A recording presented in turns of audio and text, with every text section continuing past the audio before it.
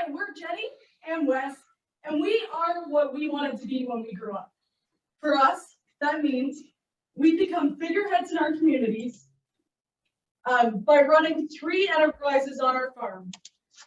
Our dairy farm, which sends milk to our cheese plant, which sends the products to our on-farm store. We're inviting you on the journey we took to get us to this point today. And the neat part is, it started from nothing. So in 2008, we found ourselves with a drive to farm, but no farm to drive.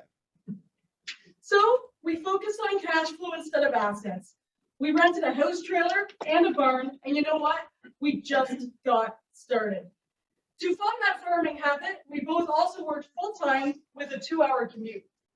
Though that was difficult, Wes working full-time with CanWest DHI, and I worked with Organic Meadow, we both saw hundreds of dairy farms that gave us a wealth of knowledge to fuel our own farming dream. After 3 years of doing this, we had enough money for down payment on an unconventional farm. It wasn't a dairy farm and it needed a lot of work, so I quit my job at DHI and began construction full-time. It currently houses our 65 milking cows and 60 beef animals. We ended up with a highly labor-efficient farm with the utmost of concern for cow comfort, but it sure isn't fancy. But we'll take function over flash any day of the week. So without a lot of resources, we learned to be resourceful. Our dry cow building went up in a total of 3 days. I designed a building that had trusses on top with sea can containers, and the added benefit of it is that it fits 2 tractor trailer loads of dry hay on either side. The free concrete that you see in this picture, we actually got by just doing the work. We had an arrangement with our concrete company that if they had any excess concrete, that they would deliver it. The only catch was that we got about 5 minutes notice a lot of the time to make it happen. And it always happened on Friday nights and always on long weekends.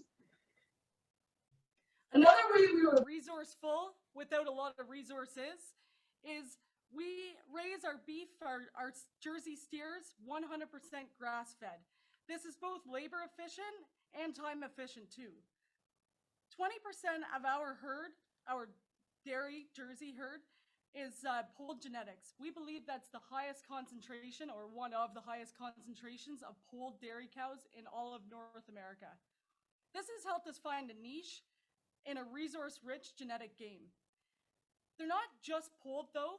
We're focusing on bringing quality into that polled gene. So we have the first polled cow to be nominated All-Canadian ever.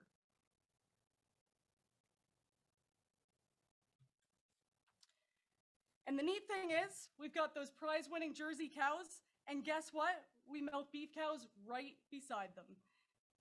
Meet Cinderella. She calved at 20 months of age, gave us an Angus calf, finished at 27 months of age, and we didn't feed her during her late lactation slump. We didn't feed her during her dry period. And get this, after all that, she finishes 40% higher than our Jersey steers. So for that reason, we use sex semen on all our favorite Jersey genetics, and we use beef semen on our least favorite dairy producing genetics. This makes our herd extremely efficient to produce both milk for the milk component of our store and beef for the beef component of our store. And 100% of our cull cows and male calves are sold as beef through our store, about 60 head every year. So because of our small land base, we need to maximize our production.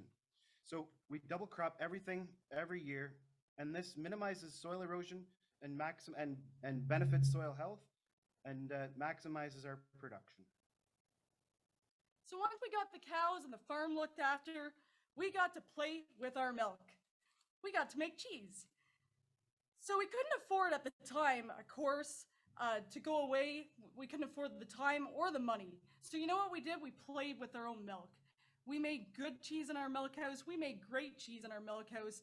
And we made some pretty bad cheese too. And you know what? The dog got really fat. So after the construction was completed in the barn, we changed our focus to begin construction renovating the butcher shop that was originally on the farm. We had a crazy dream, not just to sell milk, but we legitimately thought we could change the food system, help change the food system anyway. We did that by focusing furiously on efficiency, and the way that we could change the food system was shortening that chain between the farm and the fork. We are selling products to our community at less than wholesale rates. That's right, we are able to compete with Walmart. We sell milk significantly cheaper than Walmart sells milk, right straight from our farm, and we truly believe it's the best milk in the world as well. We're showing the world that farmers are the real source of food, not big box stores. So when we opened our store in 2015, we didn't certify anything. If anything, what we wanted to do was we wanted to certify transparent. So we let our customers come to the farm and view the farm anywhere that they wanted to. The one caveat was that they made sure that they asked any questions from us instead of trying to find an answer on Google.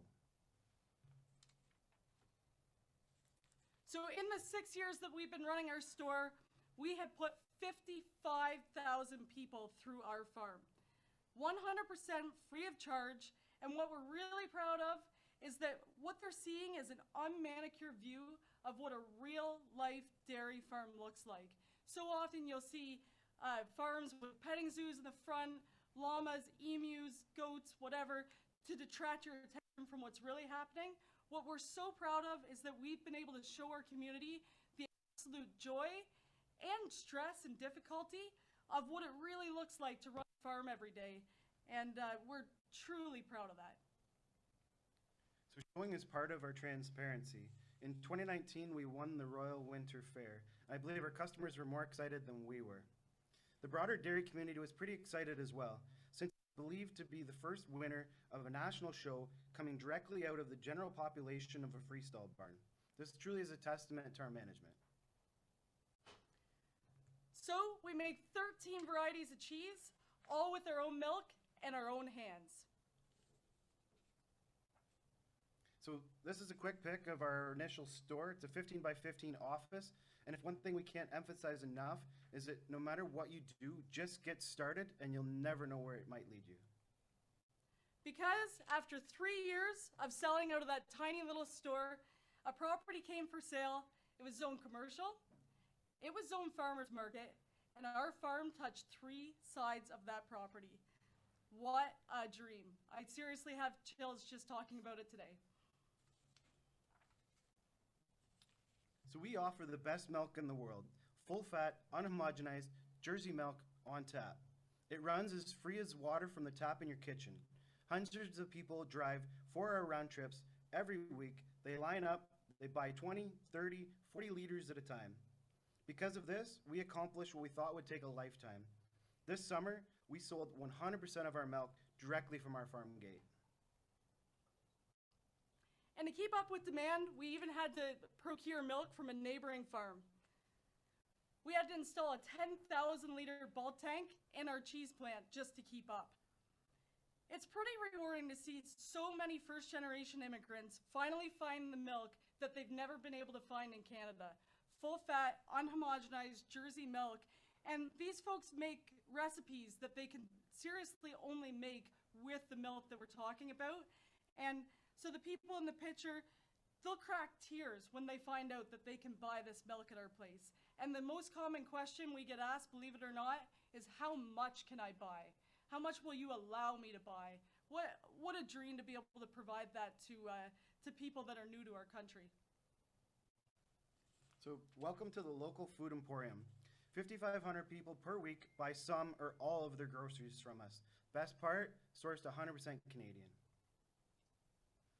COVID was a real game changer for us. Our store served as a rally cry for our community during difficult times. Our staff and us held on tight as our business multiplied threefold from the very first day of lockdown. We kept the shelves stocked completely of all staple items. We didn't run out of anything. And that's a testament to the short chain between our farm and farms that we know of and our customers. And we really truly believe that that is a change that we can make in the food system, is show people the power that that exists when you source your food directly from a farm. So people love local food, but they love convenience more. So we found out that if we hired 2 Red Seal chefs in our commercial kitchen at the store to make prepared meals. We found out that people are willing to pay 10 times more for the price of roast beef as long as you include potatoes. And gravy helps too. So let's not kid ourselves, we're 5 minutes out of town. It's a little bit inconvenient, so we need to make this trip worthwhile for people to come to our store. We've had to create products that you can't get anywhere else. We don't wholesale anywhere. We sell 100% of our products from our store. So here's some cool things you can only get at Little Brown Cow. We've got cheese curd infused burgers, our beef infused with our cheese. I promise you they're every bit as delicious as they look. Our campfire cheese, you roast it on the campfire exactly like a marshmallow.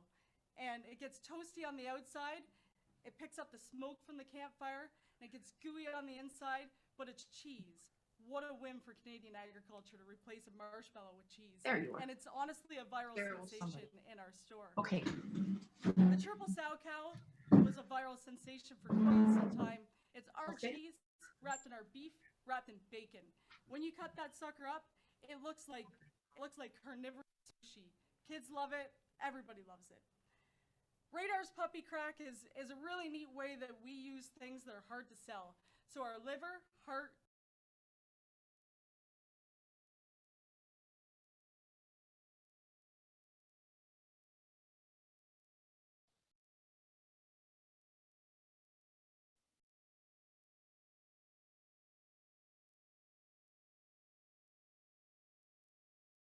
What you see here is our pasteurizer. It's a HTST, which allows us to pasteurize milk 10 times faster than what we were originally. This allows us to become much more efficient. In this slide, we see all the rest of the equipment in our cheese plant. Gives you an idea for the size and scope of our plant. it's taken us a while to get there because we have worked so hard to get to where we are that we think that working harder, longer, faster will get us places, but we now realize we're only 2 people. We would be remiss if we didn't tell you about our 10 fantastic full-time adult living wage employees that we employ on our farm. We know that the only path forward for our business at this point is to leverage the talents, skills, and abilities of these wonderful people, and we're so blessed to have them as part of our team. So one of the great things about the success that we've had is that not only has it been good for us, but we're able to help out the local growers in our area, that gives them one more place that they can sell locally. So one of the best stories that we have is the one there with Roy with the honey there. Roy is a beekeeper, he's our neighbor, and he's got a dozen hives directly on our farm. It's a great win-win. Roy does all of the work, and we get to be able to say that we've grown honey directly on our farm. No, if only we could figure out how to make that honey situation work with their dairy cows, we'd be all set. So this is a picture of the turkey dinners that we made here for this past Christmas. We donated them to people that were shut in for COVID. Our community's been so great to us. We're thankful that we're able to try to be able to give back. In the picture on the bottom here is a young couple that are customers of ours. This is a picture of them coming home from the hospital with their newborn baby. They decided to stop at our place to stock up on groceries before they actually even went home. That's not the first time this has happened, and we feel that's such a cool story to show what we mean to our community and our community means to us. So thanks for taking the time to take the journey with us that we took to become the people that we wanted to be when we grew up. What's next? Well, we're gonna build a barn that's agritourism focused. We'll have a slide from the top of the silo to the bottom of the hill. We'll have go-karts in between freeze stalls. We'll have a zip line from one side of the barn to the other. We're not 100% sure yet, but we can't wait to make this happen. That would help us become the people that we want to be 10 years from now. Please continue this journey by becoming one of the 24,000 people that follow us on Facebook and Instagram.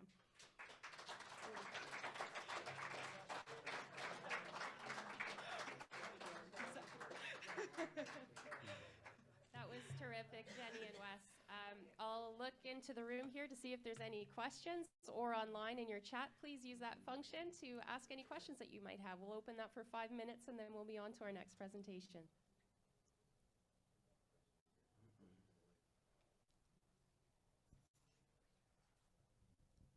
Hello, my name is Elaine Prum from Saskatchewan. Congratulations on this fine event that you have been awarded to. I have a quick question about your ability to sell your milk at a good price. And I have a question about, are you also under the quota system in Ontario, like most dairy farmers are?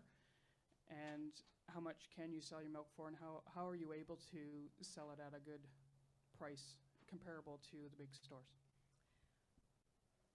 We fall under the quota system, yes. The reason why we're able to provide milk at a fantastic price is short chain. It's on tap, there's no packaging. There's no labor to put that milk in a can. The customers do it themselves. But not only is that a neat thing for us and a neat thing for cost, it gives them an experience. We are able to be extremely efficient in our cheese plant because we don't have a lot of the excess labor that a large company would have. Yeah, we don't have to worry about paying a distributor, which takes a good portion of the cash, and the retailer takes the other portion. So because we encompass the whole chain, it allows us to actually sell it a little bit cheaper than what you would get it in a grocery store. So. Well, it's significantly cheaper. So if I go and buy 5% milk at a grocery store, it's $5.50 a liter. Which is funny though, because 5% milk is actually what they call low fat cream. Low fat cream. So it's $5.50 a liter. Come to my store, our store, you bring your own jug, it's $2 a liter.